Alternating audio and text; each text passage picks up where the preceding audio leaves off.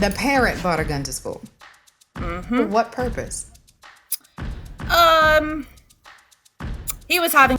I even had a student selling drugs out of the band room. He was not one of my kids. He was in an orchestra. The And orchestra kid selling the drugs. it was an orchestra kid selling the drugs. What do you get when a music teacher becomes a military career strategist, a curriculum designer, and a change agent? You get Laura Butler. Laura started her journey in the classroom, pouring into kids with a passion for music and education. But over time, her calling expanded to military families, veterans, and professionals in transition. She's led national programs that help service members and spouses translate their skills, find their voice, and thrive in civilian life. From nonprofits to the big four consulting firms, Laura's crafted learning experiences that don't just teach, they transform. Whether she's designing onboarding for veterans, coaching kids after school, or building bridges between military and corporate cultures, Laura leads with empathy, strategy, and a teacher's heart. On this episode of So Your Boss Sucks Now What, we'll follow her journey as she's redefined leadership, one learning moment at a time.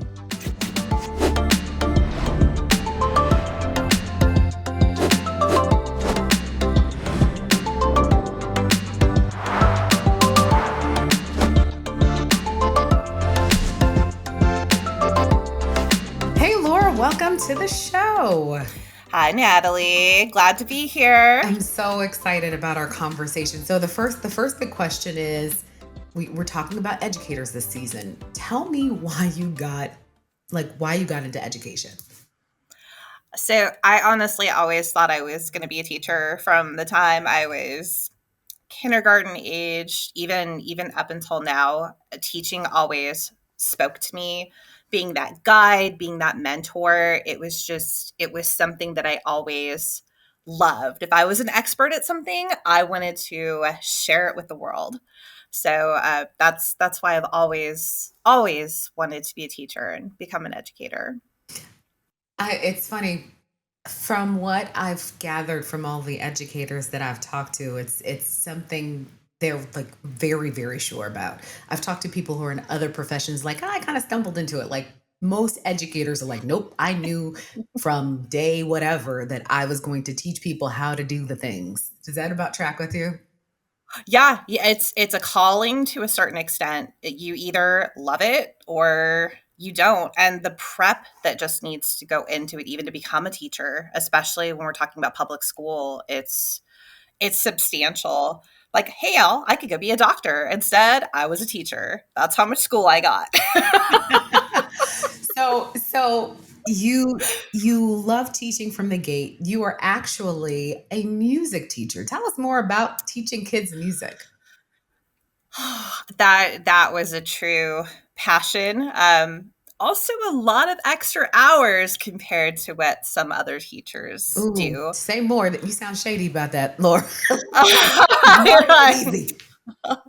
Well, I focused on secondary school, mind you. When I was teaching at a high school, I also had an elementary music program I was working on with one of our local schools. I was helping out the jazz band at the middle school, but it was also a marching band based program at the high school. So when you're in marching season, it's not just here's your 0 through 7th period. It was, you've got football games, you have field shows, you have practices, you have sectional rehearsals. It's a lot. And to top that off, you're having to make sure the music, the drill, everything is lining up, and you have to change things as you go based off of how the kids are doing in competitions. So for those people who don't know what sectionals are, they are when you teach the different sections of the band or the chorus their parts before bringing everybody together.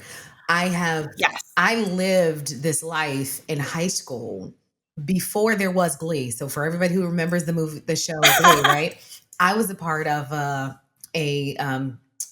God, what did we call it? It was a chorus. It was a traveling show chorus. It was a show choir. That's what it was.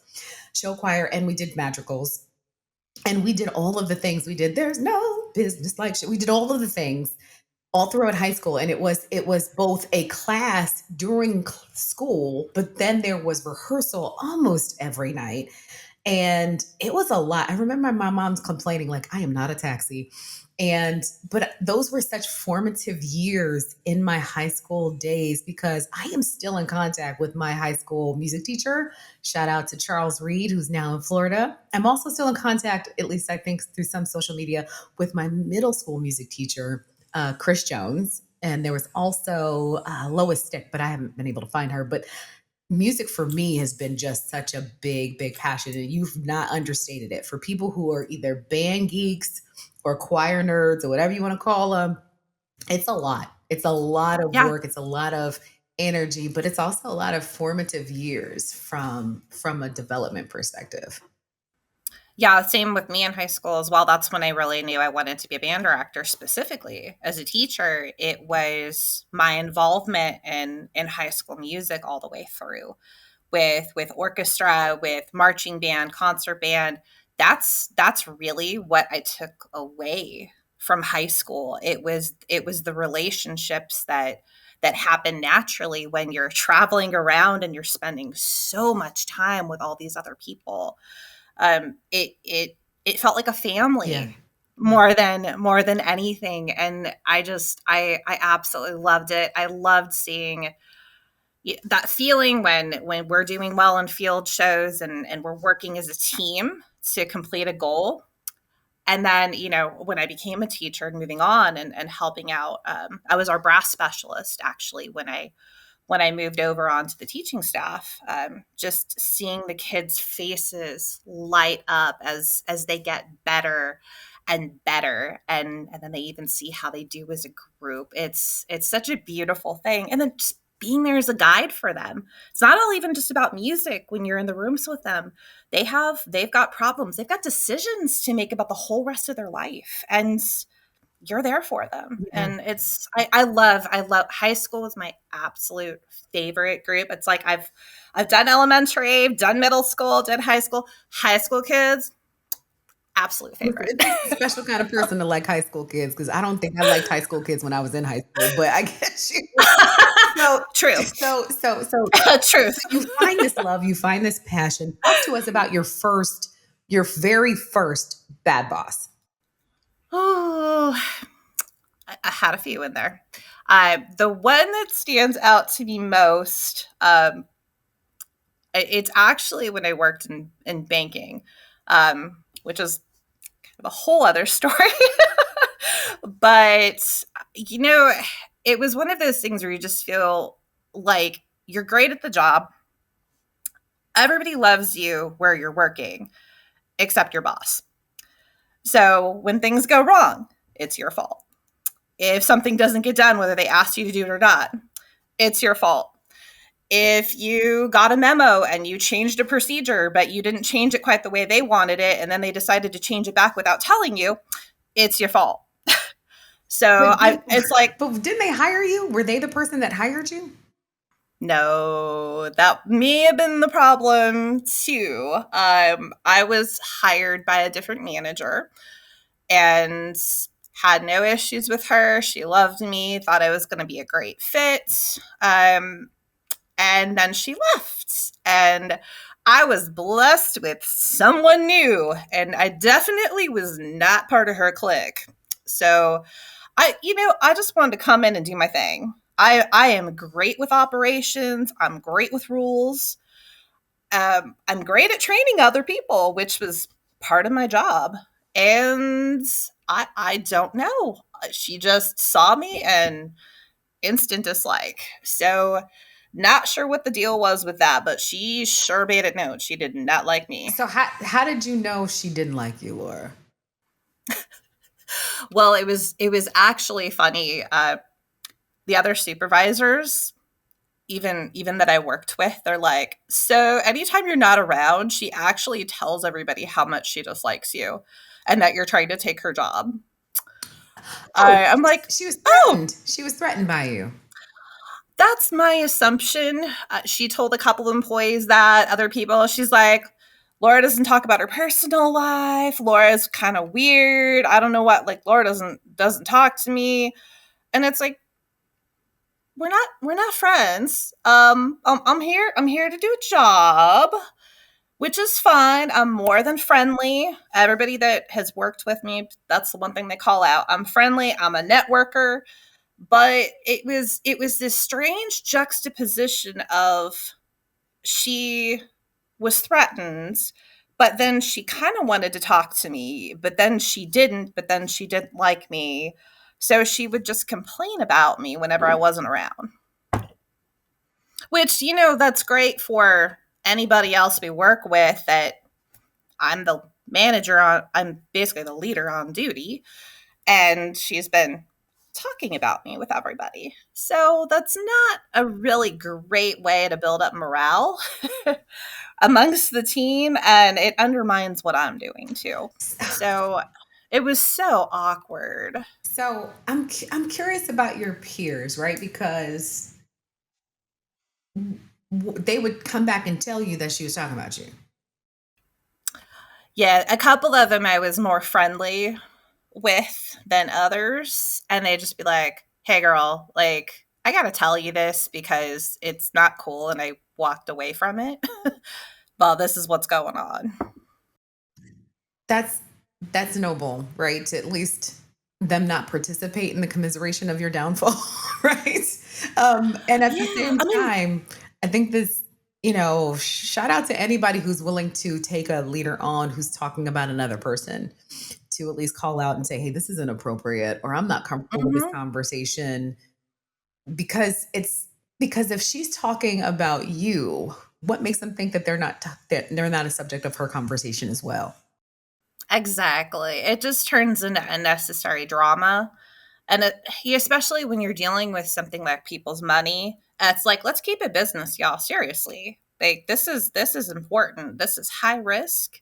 We don't need all this noise going on in the background. So tell me about more, like what are some of the other kind of what we would call microaggressions, like small passive aggressive things that you've seen or that you experienced with this leader? And when did you know it was like time to like, let me just pull the ripcord and get out of here? It actually escalated. It escalated while I was there, honestly. It turned into the, hey, you didn't do this right kind of stuff every day. It was that little bit of micromanaging, little bit of nitpicking going on. And then I trained somebody in a standard procedure. We used to make updates pretty often. We were kind of a test bed for new policies where we were. So I would train everybody. She'd come up behind me. That's not right. And it literally got to the point I had to pull out the memos and hand it to her and then walk away.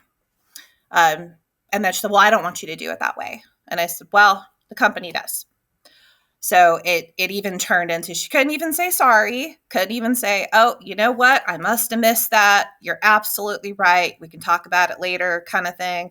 It was just, "Well, I don't want that." No nothing No humility, associated no. with that.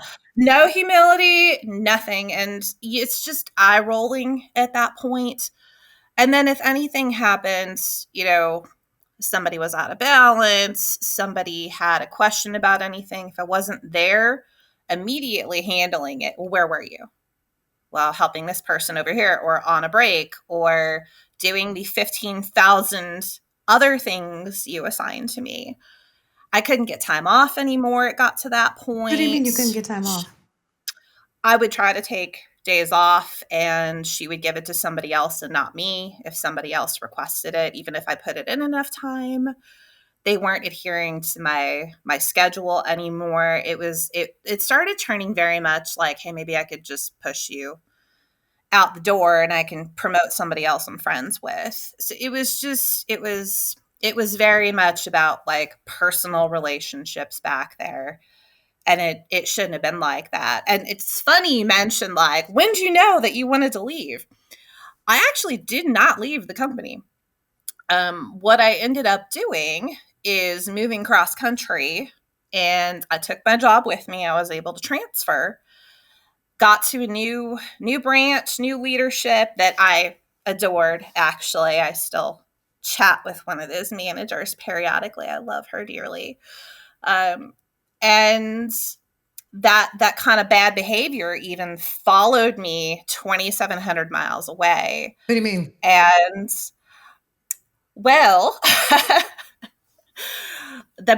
so my old branch got in trouble for an NSF check, And basically. insufficient funds. Some came back from a business.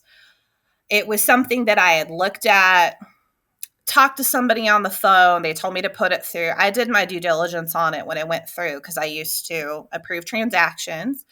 And it came back, and for whatever reason or another, they're saying, okay, well, the branch is going to have to, it's going to show up on your report that this happened. Mm-hmm.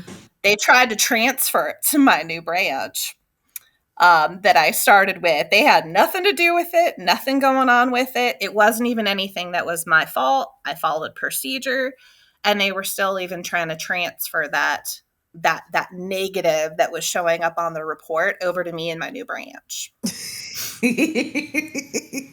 that's some kind of special. Yeah, and my new manager, being the fierce woman she was, said absolutely not. Laid down the law. Branch manager backed her up, and they backed off, and I never heard from them again. So let me just get the chronology of behavior straight to make sure I understood what I heard. First, she was trying to poison the well against you and your peers. Mm-hmm. Then there was the microaggressions, then turned to micromanagement, then just straight mean girl, right? Straight mean girl. Straight mean girl, to trying to scapegoat you after you had left. Yes. So it's an interesting but standard progression of bad boss behavior, right? I would also say that if you've ever left a job where your leader didn't like you, 9 times out of 10, they gonna blame you for something. Oh, absolutely. Right? Like, oh, well, that was the other people. That was her. Like, you ain't had Oh, nothing yeah. to do with it.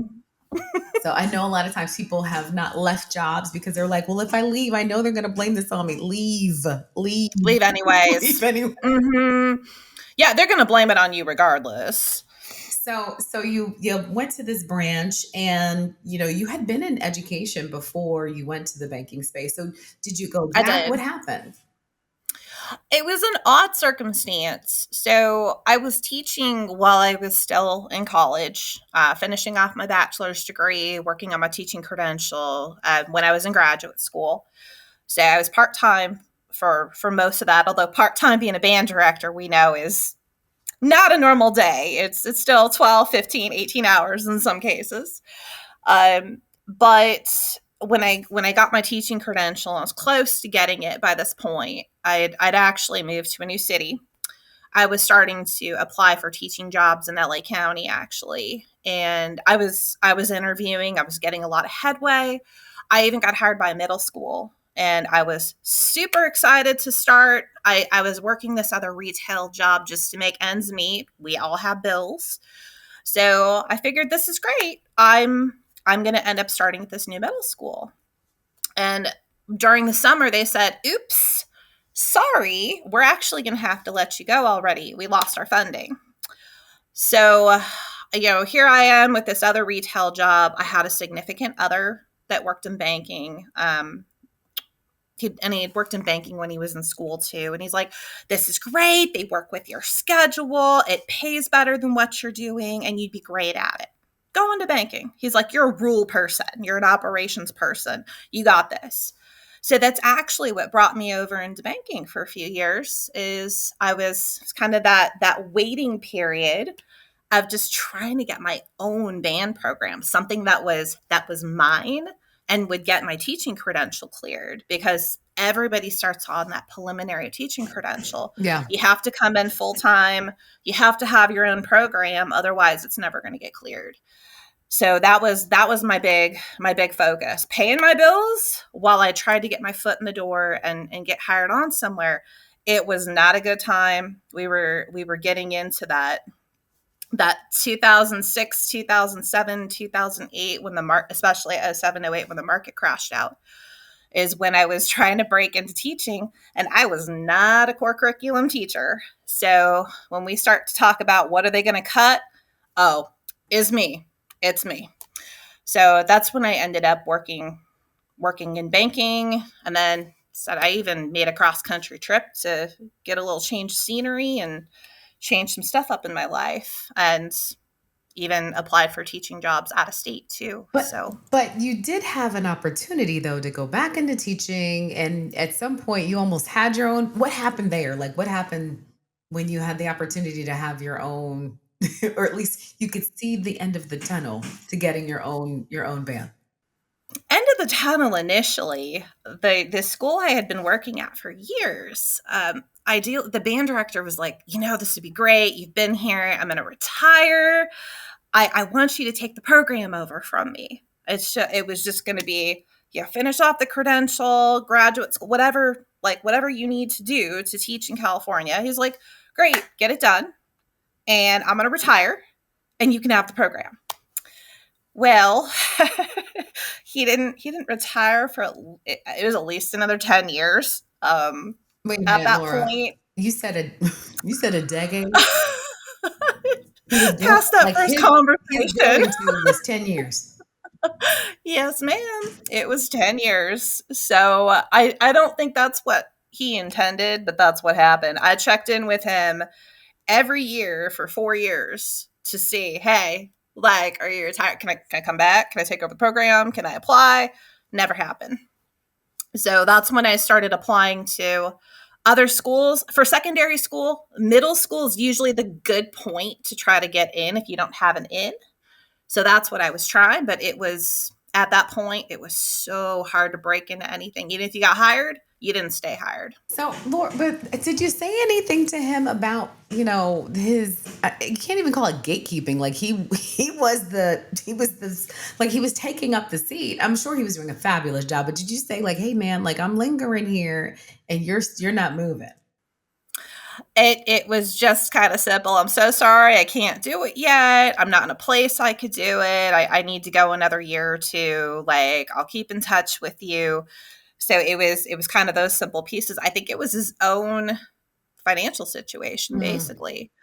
And he wasn't ready. I honestly think he just wasn't ready to leave. He always talked about, I'm tired and I think I need to stop. And he was talking about moving himself, and he just kept going and going and going until finally he retired. What would you say to the people who are in those positions? Because it's very interesting. It's not like corporate situations where you may have be able to move to a different place. Like this is the job. It's the only job in the Hmm. system, right? Especially if Yeah. you're in a school system that only has one high school or has only just a few. Like you don't have many options. What would you say to people who Mm-mm. have been in that position? How do you not get got? Right? It's so complicated dealing with something like that, because even like most jobs out there, the hidden job market, networking, that's always going to be king. If you've got your sights set on particular districts, it's just that it's so limited to who they can bring in and how and why. They're always going to bring in people they know. So ingratiating yourself is great, but that's not always going to get you everywhere. We had 4 high schools in our district. We had about a dozen middle schools. And how many teachers did we have out there that were trying to break in? So, this is the most difficult thing, especially for specialty teachers getting their foot in the door. You really have to think outside the box. If you're going to do it in public or private school at that point, just to start getting your hours in. If you're credentialed, it has to be public school. You may have to jump ship and move basically to be able to get in somewhere. I've had friends of mine that have literally had to move to another state. They finished everything off. They couldn't get full-time roles. They kept getting brought in as long-term subs, which is another fabulous tactic of some of the districts. Why is that? Long-term, Why? they don't have to pay you as much. You're getting your hourly and no benefits at that point for long-term sub roles. So, and then you turn around, it's like, am I coming back next year? But for a California teaching credential, that doesn't count toward your time. You only have 5 years to get that credential cleared. So if you're not jumping in and have something full-time ready to go, you don't have your mentor teacher, you're not doing your extra 30 units of college credits you need in that 2 years, it's never going to get cleared and they're not going to extend it. So that was the conundrum that a lot of us were in, especially at that point. Yeah. So yeah, I can't even tell you how many friends of mine, I'm like, if you really want to do this, if this is your lifeblood and your passion, and it is hard work getting through all that to be able to teach in the California school system. Wow. So, but you may not be able to stay in California. You may have to move down to San Diego. You may have to move up to the Bay Area. You may have to go somewhere else. A lot of friends of mine ended up in North Carolina, Texas, Florida, Minnesota, taking on teaching jobs so they could stay teachers. It just seems such an odd situation considering there's a lack of teachers in the pipeline. Like, and it gets worse year over year. It does. And the financial situation for educators is also not attractive. It just seems strange to hear that like you had people who want to do the job and there weren't places for them to go. It just seems very odd. Talk to me about we've been talking about the trifecta of bosses that teachers have. This idea of the administration, Yeah. the federal government, right? The federal and state government, the local administration, and the parents. And if you want to, make it a quadruplet, you can call the kids a part of the bad boss group. Talk to me about your engagement or your experience with local administration and how it affected your ability to or your experience in teaching. Yeah. And honestly, the kids were the best part of the whole equation, hands down. Our local administration, we had a really supportive principal for a while.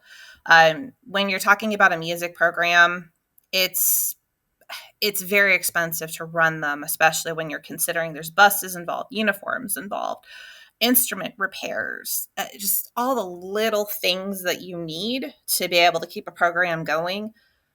At the time, it was over. We needed nearly 60 grand actually to keep the program afloat, and we were only receiving $12,000 a year from the actual school system.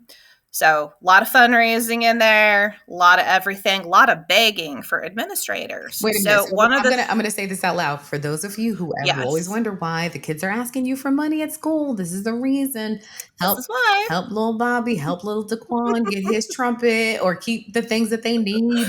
We used to sell poinsettias. We would sing in at Christmas time and sell poinsettias for like $30 a poinsettia, and we would give a carol and we would deliver them. It was a beautiful experience. And we had to do a lot of fundraising to even be able to go to the competitions to get the notoriety to help the Yep. school. It's a circle. So y'all Oh yeah. support Oh the yeah. arts at your school, support the PTA, help them raise money because nobody has money for real. Donate money, buy those candy bars, get those car washes. I think I was doing the boosters, myself, the band director. It was at least 12 different fundraisers every year, even at our concerts. So we're close to Nations Ford High School, which actually over the last, I think it might have been 7 or 8 years, they performed in the Macy's parade. They're very well known, the competitive. Every year they sell mattresses, which I think is the weirdest thing, but it is a huge Really? sell. It's like, this people sell mattresses is strange, but they make a ton of money. Anyway, that's neither here nor there. I've never heard of that. That's hey, if it works, it works. So I mean, I say all that to kind of segue into some of the administrative issues. Said we had one great principal. You're talking about all the stuff with funding. We had one great guy that at least we didn't have to pay for buses anywhere. He made sure we were part of the athletics budget. The athletics department totally agreed with it. They're like, yes, we need the band at football games. So it wasn't even a question. It was something that had always been. And then we got a new principal. And basically, just try blowing up the budget. And it's like, oh, you can't use that anymore. If the band wants to play at the football games, it's coming out of your budget. So I was really thankful in that my band director, as a mentor, as the head of the program, it didn't fly with him. He would really put a hard line out there when we were getting administrative pushback. And he said, fine, we don't go to the football games. End of story. We're not doing parades anymore. We're not going to football games. He's like, we're going to go to field shows. We're going to do stuff for us. and we're not doing stuff for the school or the district anymore. And he said, boom, mic drop.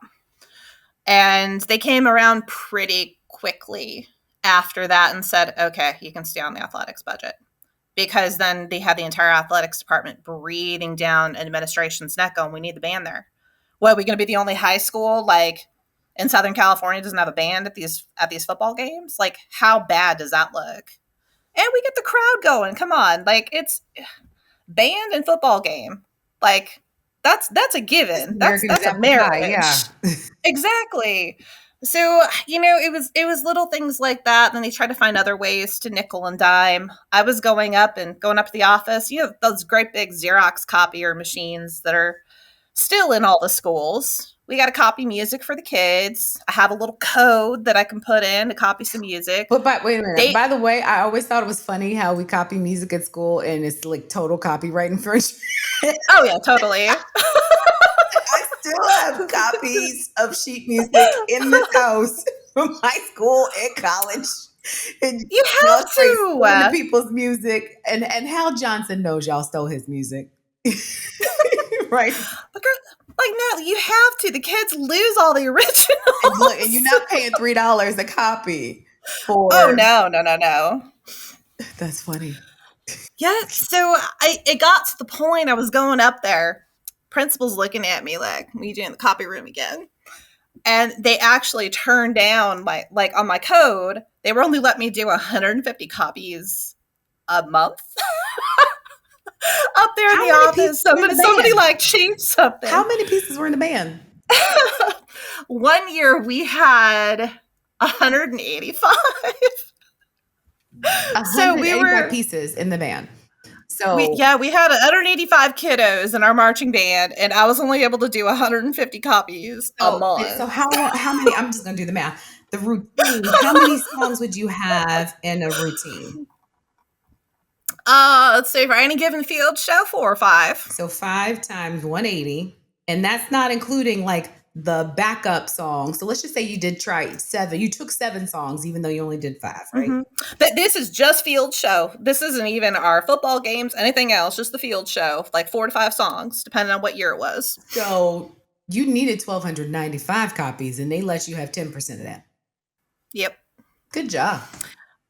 It was great. All the other teachers were sharing their codes with me because they weren't using the copier. Listen, I'm here for it. I am here for you being creative and getting your getting what you needed for your kids. And many teachers do the same. Did you ever confront the administration, or did your former band director? Is this the blocker guy that didn't move? Well, at least he was helpful. That's good. We like him. He was a good dude. He was a great mentor, great band director. He had some stuff where he didn't leave, but I learned a lot being there too that like I took with me and all throughout my career. So I can say that. Yeah. But did he ever go toe to toe with them? Like, listen, we're not doing this. He did on the copier piece, and then she basically just standardized it across all the departments, so it didn't look like she was just picking on us. But then she also said, stop sharing your codes with the band. He said there's certain battles, it's just not worth it. So we just ended up buying a laser copier and plopped it in the band room and told nobody. And basically, if you weren't performing arts, you weren't allowed to use it. What's so fascinating about this conversation is when you look at the line items in a budget, because I've done this in other organizations, and if you're looking at the copy machine as the source of where you're going to save copious amounts of money, you're doing it wrong. You're absolutely doing it wrong. Like, these copies. Oh yeah. Okay. Crazy. Yeah. It was funny. It was just like, what else can we do? It got to the point though, it's like the principal was there for a couple years. I feel like things started to settle a bit, and she'd even walk up and say, good job, band. I like how you played, and then like walked off. No. I'm like, this is progress. No. This is progress. So let's roll with it. It did finally taper off for a while, but it felt like anytime you got somebody new in there, anywhere in that like upper level administration, they'd always question every line item in the budget. And at the same time, we had stuff going on with our district office and our board. And, I was there for a teacher strike because they were working on cutting benefits. It was tumultuous. My first few years when I was actually at the school, I was on a picket line. So I saw a lot in just a short amount of time with what was going on there, and of course the benefits, everything. It even affected the teacher I was working for. Yeah. So I was at board meetings and speaking and being my little young Spitfire self. I'm here for it. I'm here for it. So talk to me. Let's move from the administration and talk about the parents. Okay. In these conversations, I've heard a ton of things. Tell me about some of the headaches that you had experienced in the space while you were dealing with parents, and what you would have wanted from them instead of what you got. You know, I, I don't want to say the parents were my least favorite part of teaching, but honestly, I think it was. And especially as a parent myself now, I'm like, "Oh, God, I don't want to be one of those parents." So what Yeah, is one of those parents? What did they do? we would have times where you send report cards out. Kids aren't doing too hot with their grades, and it's banned. So you have parents go, "What's going on with my kid? I'm dropping them off for rehearsal. They're in class. What's going on? It's your fault. Why are they getting a D in band? Why are they getting a C Because their minus? mind don't practice but 2 times a week. That's why. 'Cause they don't practice at all, and you might be dropping them off, but they're not coming to class." Oh, okay. Well, there's that. So yeah, so it was always interesting having those conversations as to, hey, this is why their grades are not awesome, and then the parents turning around and blaming you and going to administration. I had kids that used to bring stuff that they couldn't have in class, like this is definitely going to date me, like the old like Game Boy Advance, PSPs, like they're bringing them in class. Like we're rehearsing, and I remember this little clarinet player, third row, and this kid sitting back there in the middle of rehearsal playing his PSP. So I took it away. I had a little box in the office that I'd put stuff in it, lock it up. It was contraband, and the parents would actually have to come in and get it from me. I wouldn't give it back to the student. And the amount of times that I'd have parents call me, "We'll just give it back." I'm like, "No, that this isn't policy. You're going to need to come in at some point, and I need you to sign a form, and then I can give it back to you to make sure it doesn't come back to school." The yelling I got at me over the phone. Oh yeah, yelling They're at yelling me. at you for their disobedient kid. Yes, they are. Awful. I had one section. This is probably the worst thing that happened to me in band. We had a new student come in from a different school. Kid had his own issues that we were taking care of, but we had 3 other boys in band that decided to pick him up after a field show, take him into a bathroom, and hold his head in a toilet. Yeah, mind you, he was going to get suspended from band anyways. He was trying to throw our scores at a field show to give his old high school an advantage. That was a whole other issue, but the kids decided to do vigilante justice.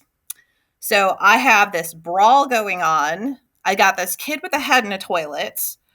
And now when we get back to the school, I have all these sets of parents that are all in and they're all fighting with us. And we had one dad that fully agreed with what his son did, giving this kid, trying to drown him in a toilet. And they were yelling at me about it. Like, how dare you punish my son for trying to drown this other student? That was probably, wow, that's not the worst thing that happened, but that one sticks with me. I even had a student selling drugs out of the band room. He was not one of my kids. He was in orchestra. And the orchestra kid selling the drugs. It was an orchestra kid selling the drugs. And it was awful. I mean, he got in trouble. He got arrested. I had to report it. He was doing it out of the office. He hid drugs in the couch. That was in the office. I mean, all right, no. All right, so it's what was it? I gotta know. I'm very curious. he was hiding marijuana in the couch. Okay, listen. I didn't know if the kid was people doing 8 balls in high school. Man, we're not 100% what some of the stuff was. I'm by no means a drug expert, but I'm like, oh, that's baggies of drugs. So I had, it's like, I felt terrible. I really liked the kid. He had some stuff going on at home, but that's how he was getting money. Hey, he needed He that got a skill to be able to play Chopin, man. that's how he's buying his cello. I don't Love know. it. But his dad actually came in and threatened to kill me because I reported his son. He actually threatened to murder me. That would not be the first time I've had a parent threaten to murder me too, which is fabulous. What in the world is going on where you were teaching? I worked at a very, we kind of talk about Colorful. like Title One schools versus this was in an affluent area, large school, decent funding, a Oh, lot of oh, Laura, extracurriculars. we call that entitlement. Yeah, I would definitely say so. I was the garbage teacher that turned his kid in, so I didn't deserve to live according to him. Mm. Yeah, it's great. It's I'll kind of get back into this a little bit more later. I used to joke with my husband. He's in the military, and I'm like, teachers, public school teachers, high school. I'm like, we got PTSD, y'all. We had dangerous jobs. Borderline even some of the stuff versus what I saw versus what he saw. So teaching's dangerous. It is a calling. Otherwise, it's tricky to do. You gotta love it. Talk to You me. gotta love the Talk to me kids. about post-traumatic stress syndrome because or disorder because you now work with veterans, right? So this is not I do. foreign to you. Let's go here. Mm-mm. Like why do you say teachers have PTSD? A lot of what we deal with, and so I said, even just that was traumatic having parents coming at me like that. We've got threats of violence from kids, from parents. We have kids bringing weapons to school. I had a parent that brought a gun to school and was up on our gym. It turned into a whole thing.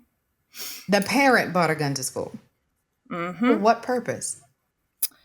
Um, he was having a mental health Mm. crisis. Some relationship related. Went to his kid's school with a weapon. So, but stuff like that happens. We had a band kid actually that was afraid of a final coming up. He didn't study enough, and he and his friends planted a fake bomb at the school. That year, we had 4 bomb threats. One of them was real. Wow. We just used to pull the fire alarm, Laura. Like, what happened to just pulling the fire alarm? That doesn't work anymore. I mean, that happened enough too, let me tell you. But it would really escalate quickly, and just trying to get to the kids and look for the signs before the stuff happened. But yet again, sometimes it's not even the kids, it's the parents threatening violence on other children and teachers at the Do you schools. feel like you were like adequately prepared for the what I'll call the bad bossery of parents, right? Trying to meet their expectations or their, whatever crazy they brought to your doorstep that day. You can only be prepared to a certain extent. We talk about it when we're going through our teaching programs at school. I was in a great teaching program. I was at a great college. Talked about it with my mentor. He even went over issues that he had seen with the parents and how he handled situations. But I don't think you could ever be fully prepared. It's like going through boot camp. You're learning all the skills. You're kind of getting indoctrinated into the role and being a public servant. You go to school for it for years. You get your time in the classroom. You do your student teaching. But then here you are. You're dropped in. It's fight or flight, and you just have to take things as they come. You never really know what you're going to walk into day to day. You prepare as much as you can.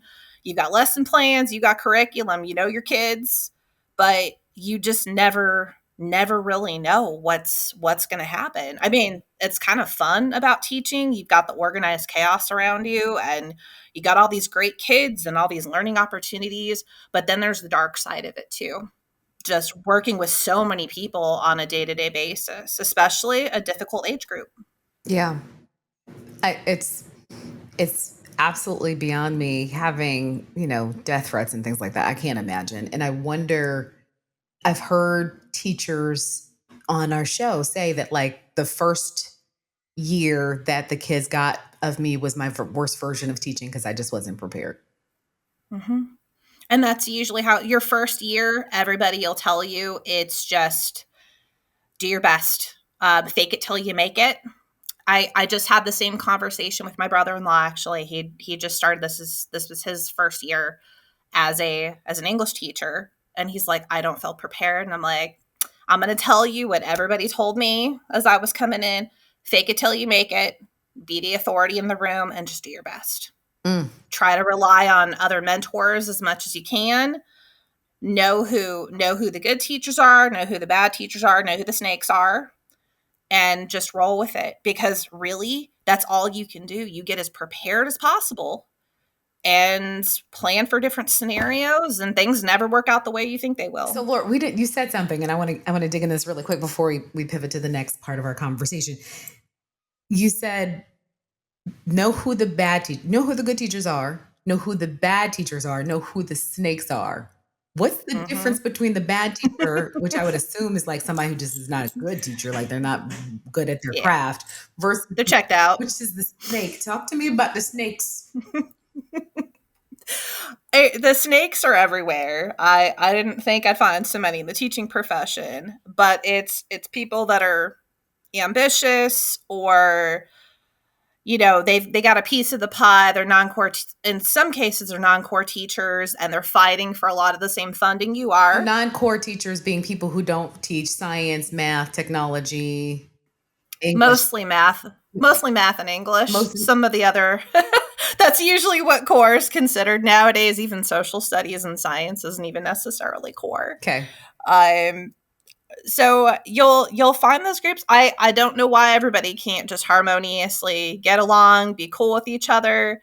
It's that person that tears you down with your colleagues. It's the person that tries to ingratiate themselves with administration, that's going to go, oh well, I know this about this person, so you should give me their money next year. It's that kind of person. So we all know who snakes are in our careers. Unfortunately, you find them in the teaching profession too. Bad teachers, it's simple. They're checked out. They're not doing great things in their room. They haven't changed their curriculum in 30 years. They just stand up there, write a bunch of stuff on the board, and then tell the kids to go do their homework.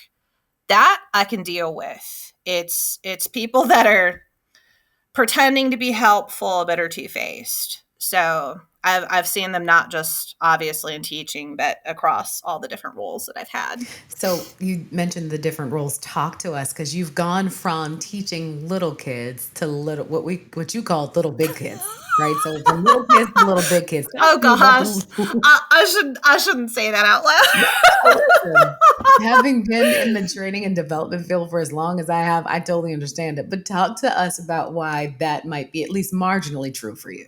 Sure.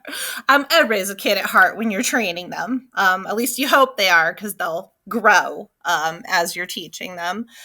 No, I mean, it was an interesting pivot, and it was something that actually came out of necessity.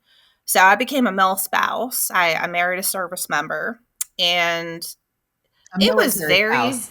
A military yes. spouse. So Army spouse. It was very tricky keeping your teaching credentials going across state lines. And for those of us that move regularly with the military, staying that level of public servant, keeping credentials common, even, I'd mentioned before, making those networking connections to be able to get in a school with limited roles, it's really difficult for us to be able to do that moving from state to state. So, we'd initially moved to, I was in North Carolina for a little while, had a good opportunity, had some time to network in, got offered a job at a high school. Actually, I'm like, great, I'm going back into teaching. They're converting my credentials from California to North Carolina. Everything seemed perfect. And then my husband got orders. He got a document from the Army that said, hey, guess what? Y'all are going to go move to Texas. Congratulations. Because that's not disruptive at all. Oh, not at all. Not at all. So, yeah, no, we ended up having to move. I had to turn it down. I was still working, kind of that corporate America banking type stuff when we were there. So I'm like, well, at least I have this. I should be able to take it with me while I figure out how to be a teacher in Texas. And that never happened. Actually, I could get my credentials converted when I got there. I was being forced to go back to school and do everything over for my graduate program. I was going to have to start my credentialing process over again. I basically got told, we don't want teachers from California here. If you want to teach, you're going to have to go through what Texas wants you to do. And it was hard to network at, in the local area. We were around Fort Bliss at the time. And every HR person I talked to as I got there, they're like, "Are you a UTEP graduate?" And I said, "No, I'm a military spouse. I'm not from here." And they went, "Mm-hmm, okay." And they were totally uninterested. And they were opening a ton of high schools at the time. I'm just like, okay, well, this isn't working out for me. It's just not. So, I kicked around for a little while. I had an existential crisis for probably about a year. Like, what am I going to do? What am I going to do next? Like, my whole life has revolved around this. I want to be a teacher. And it was probably a narrow focus, I would think, because I'm like, I'm always going to teach high school. I'm teaching music. This is what I love. This is what I wanted to do. This is what I wanted to do since I was a little kid. And an opportunity came up for me on base. I got connected in with some groups on the military installation.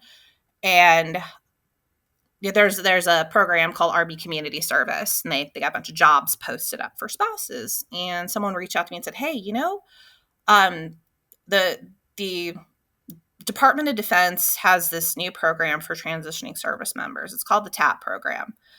They've had it for some time. They've revamped it. There's a contractor that they got this new revamped contract, and they need facilitators. They need some career transition trainers in there, and we think you'd be a good fit for it with your education degree and your experience." And I said, "Oh, this is interesting." I'm like, I love to get back to the military. I've had family in the military. So my spouse is in the military. I'm now a military spouse. I'm like, this sounds really interesting. I've had experience hiring. I've had experience out there hustling and trying to get jobs. I'm like, I think I can actually give some really solid advice to people that are getting out. So I applied. I got the job. And really, it was history from there. It was something I excelled at and got better at very quickly, to the point that we had service members coming from all over the country to come in and do the classes at Fort Bliss. So, So, to talk to folks about, for those of you who don't know, why folks in the military need assistance transitioning out of the military, like what's the point of these programs? Just quickly for the folks who may not understand why. sure, it's difficult making transitions for any of us to different careers. And you think about somebody that has spent time in the military, it's very specific what they do in their roles. They don't need resumes and meetings to promote. They have their own processes, policies, and procedures. It's individuals that have gone through a boot camp, they've gone through military training. And then, I'll even focus on one particular group. People have been in the military 10 years or more.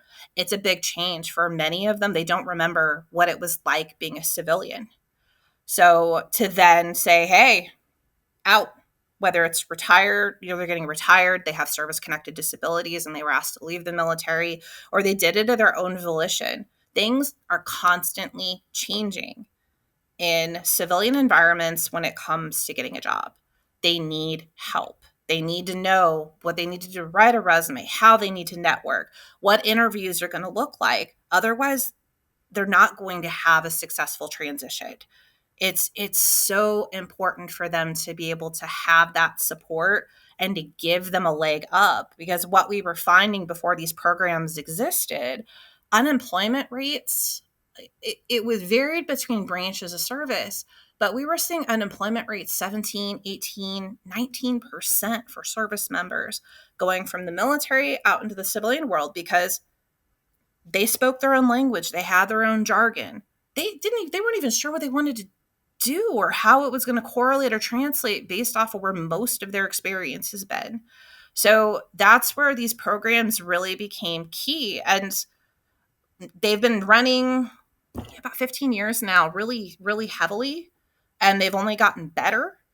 And now their unemployment rates are sitting pretty much in with everybody else's. But That's why. It's because this extra leg up and help and training is getting them ready for that transition. Yeah, when I was at one of my first employers, I had the opportunity of running an apprenticeship program with disabled vets to help transition. And I would say beyond the skills, which are needed, right? The transfer, or at least learning what new skills they need to learn, it was the cultural transition that was important, like understanding, Absolutely. because military politics are not like corporate politics. And Mm-mm. the hierarchy may not be as respected in a corporate space as it is, requires in a military space. So I fully appreciate the service that you've been able to give in a very meaningful and altruistic sense. Not that it wasn't good for the little kids, but specifically for our vets. I really applaud you for that. So, Laura, talk to me about kind of how organizational culture affected your kind of experiences. So I've been thankful as I've gone through and have been more active in the military community. I've gone into other companies that have respected veteran culture, military community culture, and military spouses. So, after I was working my government contracting role, doing the facilitation piece, I rolled into the nonprofit sector. And we talk about this transition services to help ease individuals the skill sets, the culture, the necessary pieces of information they need to be successful in their next role. That's actually what I was doing with an organization called, the program's called Onward to Opportunity. And it was with the Institute for Veterans and Military Families. Everything that we did was geared toward the military community and upskilling and certifications for those individuals to make them more valuable as they transition to civilian careers. They upskilled if they were a veteran, or it was a mil spouse that was trying to upskill or change careers themselves. Because I can go on all day about mil spouses and the issues that we face while we're with our service members and having to travel around the country and the world, because we have to put our careers on hold a lot. So, and even talking about my most recent role, I'll just say I was with the Big Four. Y'all probably can check my LinkedIn anyways, but running military programs there, focusing on skills that individuals need for corporate America that are going to be value. And even once veterans entered our company, we had our own program for veteran onboarding. It was part of my portfolio, and you brought up a great piece about the culture, learning a new language. How do you communicate with others? Because now you have civilians around you. How do you get the military jargon out? How do you be diplomatic in your approach in matrix organizations? How are you going to network when you don't have rank and a name tape on your chest? So it's all of those little pieces. And I love being in organizations that support the military, that have these programs, that have these opportunities, because that's also, I mean, teaching is where my heart is, kids are where my heart is, but I've been a part of the military community for so long. That's the core of my heart, along with education, training, and teaching. So anywhere that I could do that, that's what's important to me. And those organizations that are supporting the military are also what's going to be important to me. But talk to me about a bad boss in this field right now. You've gotten out of the schools. Give us. You've learned now. You are long in the tooth when it comes to your career. So like now, what have you faced in your working tenure in terms of bad bosses? Oh man, this gets tricky because I'm like, I'm still in the Now space. listen, Are they going listen. to We know will I'm talking about we will it? we will change the names or omit the names to protect the innocent and the guilty. And we don't even have to talk about the company because everybody will go look at your LinkedIn. But like, give me Hmm. like, here's the situation, here's the scenario, here's what caught me off guard. Like, what sticks out for you? I don't even know if I can. It wasn't even necessarily a direct boss. The difficulty you find yourself in when you're doing roles like this is a political nature of it. Not everybody has the best interest at heart for the service member.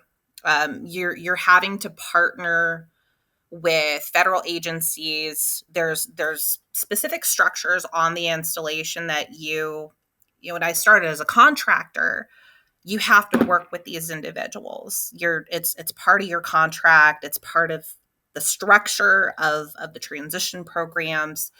And that's more of where I had my issues. I've honestly had amazing bosses in most of my career when dealing with transition programs. There's been things here and there that I'm like, ugh, get the little eye roll in there. But it was the bigger issue working within the contractor ecosystem and dealing with certain federal employees that they were the boss, whether they were mine directly or not, that didn't they tried to make things as difficult as possible for you to be able to do your role. Lot of pushback. It's yet again unnecessary drama associated with the programs. Like, why is this so hard to make sure we have our books in the room when we get in there on Tuesday morning? Like, why is this an issue? Go get them yourself. Well, see, let's talk about how this contract works and who has the business insurance, okay? And having to sit here and navigate some of these political firestorms, because at the same time you're also representing a company that's going to put a bid on this contract again in a few years. So it's not like, hey, I'm just a facilitator coming into this space as a guest, getting these service members through to meet at least minimum requirements of their military transition and being as informative as I can. I'm now having to navigate the space of other contractors we're working with, the GS employees, the heads of the TAP program at the installation, the Department of Labor, who we were under contract for with DOL vets. It's a firestorm. It's a minefield. And making sure you have the right people in place that have an understanding of how to talk to people in the right way, but also remaining firm and making sure these service members are getting what they need to. It's all key. So I talked about it a little bit more broadly. I'm like, hopefully I made that anonymous enough. I will say the thing that you have in a lot of these situations, both in 3-letter organizations in the government and not, you will find people who power trip just because they can. They can. You will find people who aren't good partners, right? I think one of the things that I've learned in my career is just trying to create partnerships between people to show that the value we're bringing is a benefit to them, rather than you're doing me a favor by helping me with the thing that you're supposed to be doing in the first place. And that, yes, I am here to serve, but I'm not a servant. And I'm also not a doormat. That part. Right. And that's really what I meant. Not that I don't have a servant mentality, in as much as what we're not going to do is diminish me and the things that I can do to make you feel better. Yeah. And that was the problematic aspect of it too. It was unnecessary, and I'm resilient and I could take care of it. I tried to protect my people I worked with at the installation directly, but it was difficult, and we would have people leave their role. They're just like, I can't do this. It's unnecessary. I can't do this. The schedule changes, the classroom changes, the pushback, GS employees yelling at us. It's the second we come in the door in the morning. It was tricky. Laura, thank you so much for being a part of So Your Boss Sucks Now What. This has been an amazing conversation, and we look forward to hearing how successful you are in this next chapter. Thanks so much. Thanks so much, Natalie. This was a lot of fun. Thank you. Today's episode is brought to you by Natalie Parker Enterprises, where we shape the future and unlock potential by helping organizations and people work together to do good work. Find out more at thenatalieparker.com. Or if you'd like to be a sponsor, email us at info@thenatalieparker.com.